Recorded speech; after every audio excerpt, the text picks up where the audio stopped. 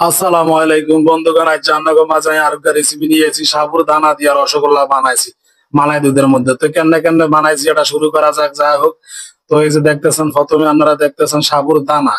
এই সাবুর দানা আমি ভিজিয়ে রাখছি 15 মিনিট ধরি। তারপরে আয়ন এটারে সুন্দর করে একটু মতি লমু আর কি, তবে বেশি মতা চাইবো না।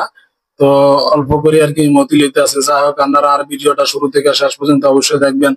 আপনাকে লাইক কমেন্টে আমাকে উত্তেজিত করে আর কি আরো ভিডিও দেওয়ার জন্য। যাই হোক বন্ধুগণ, এই যে দেখতেছেন আমি একটু ডলাডলি করি, অন একটু বানানো ট্রাই করতেছে। যা কেন তো বানান যাইতো না, তো হাতের মধ্যে একটু তেল লাগাই লমু আর কি।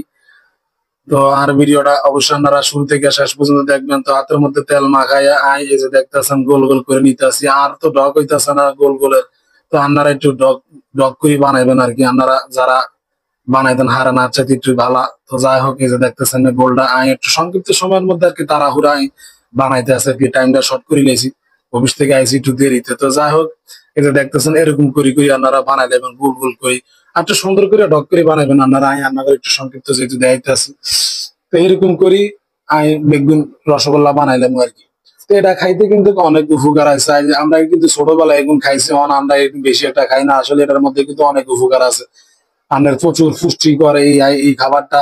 আর এটার মধ্যে রয়ে গেছে অনেক কিছু। হ্যাঁ, এটা তো আপনার হাড়টার মজবুত করবো, আপনার হাড্ডিটারে শক্ত বানাইবো, বুঝছেন, শরীরের হাড্ডি গুড্ডি। যাই হোক, এই যে দেখেন আর বানানো হয়ে গেছে গোল গোল। তো এই কড়াই বানাইছি। যাই হোক, অনাই এই যে চুলার কাছে আসি দুধ ঢালে দিতে আসি। তো এই যে দুধ ঢালতেছি এক ফা। তো এই দুধে এটা আর জাল দেওয়া দুধ আর কি। তো এর মধ্যে একটু হানি দিতে আসি বোতল গাড়ে ধুইয়া।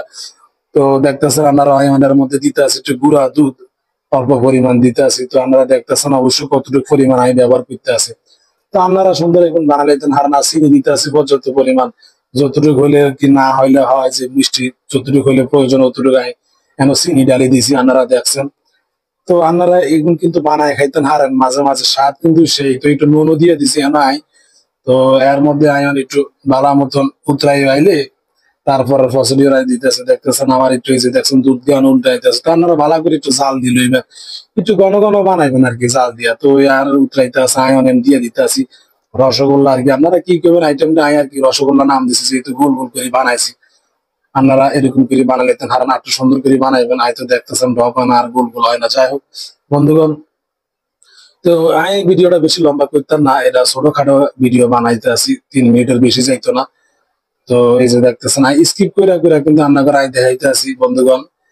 খুবই অতি সংক্ষিপ্ত ভাবে আমি ভিডিওটা চার হয়ে গেছে, সিদ্ধ করে লেছি। এরকম আপনারা সিদ্ধ করে লাগবেন। আমি কিন্তু চেক করছি আপনাকে ভিডিও স্কিপ গেছে। যাক, আপনারা আর ভিডিওটা শুরু থেকে শেষ পর্যন্ত কন্টিনিউ করছেন, এই জন্য রান্না করে অসংখ্য ধন্যবাদ।